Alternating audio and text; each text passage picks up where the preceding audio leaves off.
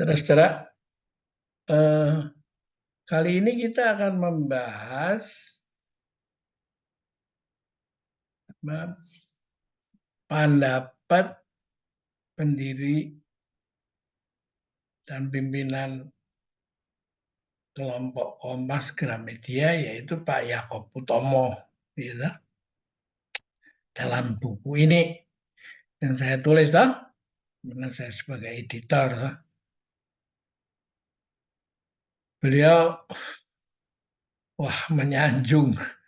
Saya merasa tersanjung ketika dia menyamakan saya mempunyai kemiripan dengan seorang Romo tersohor dari Jogja, yaitu Romo Mangunwijaya.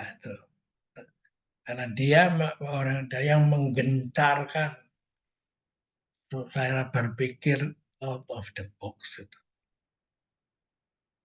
Nah, saya pikir itu pandangan dari orang-orang ilmuwan intelektual sekarang. Itu karena itu kan akhir-akhir ini menjadi topik yang hangat di sekolah manajemen, toh. Nah, ternyata saya sudah ada di dalam situ lama, tuh, ya. Mengapa? Karena pendidikan kita di universitas atau sekolah kepemimpinan itu seperti orang ngisi gendul, ngisi botol, ya. Ada universitasnya dipecah-pecah menjadi fakultas, setiap fakultas punya berbagai macam guru dengan berbagai spesialisasi, gitu.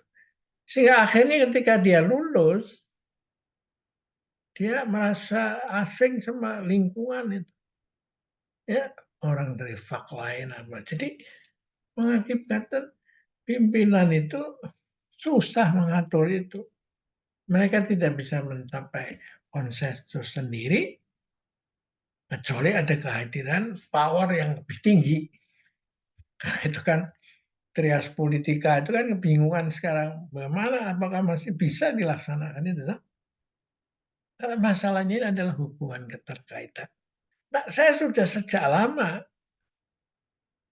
mempelajari hubungan 5 unsur dalam tradisional Chinese medicine itu, yang terdiri daripada kayu, metal, api, ya, air, lalu tanah yang saling menghidupi dan saling membatasi. Nah, ini adalah pengembangan dari yin sama yang, kan? Ya, dan yin dan yang itu bergerak menurut apa? Kalau ini langit, otomatis di sebelahnya bumi. Kalau ini api, di sininya air. Kalau sini danau, ya, di sininya gunung, ya. Kalau di sini angin, di sininya badai, ya. Nah, mereka itu bergerak begini. Cara pandang mereka, kalau saya belajar tentang langit, diminta atau tidak diminta, atau sudah keharusan, apakah saya belajar sendiri atau minta bimbingan orang lain atau apa saja, saya harus belajar tentang selatan. Jadi sudah otomatis out of the box, ya. Nah, kalau saya mempelajari angin, otomatis apakah otodidak atau enggak, saya mempelajari tentang badai. Kalau mempelajari tentang tanah, otomatis saya harus belajar membina diri, berpikir sebagai gunung, ya. Jadi begini kelihatannya. Nah, karena itu cara berpikir orang ini adalah begini pergerakannya, hubungan antara kaitannya semua ini. Kalau saya bergerak dari bumi, dia menuju mountain, ya, gunung, terus air, ya. terus apa, angin. Nah, setelah itu kita loncat ke opposite-nya, yaitu badai, api, dan lalu apa, ini danau ya, dan lalu ini lagi kepada langit. Terus begini ya. Jadi ini mirip angka 8 ini. Nah, karena itu sambung menyambung tidak ada putus-putusnya.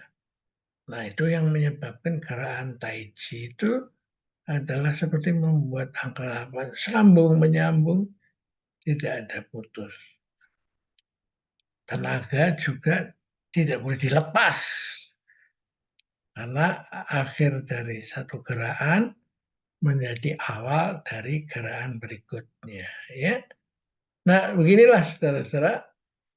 Saya rasa ya kalau mau, saya juga bingung kenapa yang begini nggak diajarkan di sekolah manajemen itu. Kalau menurut saya sekolah manajemen yang didirikan oleh etnis Tionghoa terutama itu harus tahu ini betul. Kalau enggak ya apa yang you ajarkan hanya mengopi yang ada di sekolah dari barat. Ya. Oke, kita akhiri dulu dan terima kasih. Sampai jumpa lagi.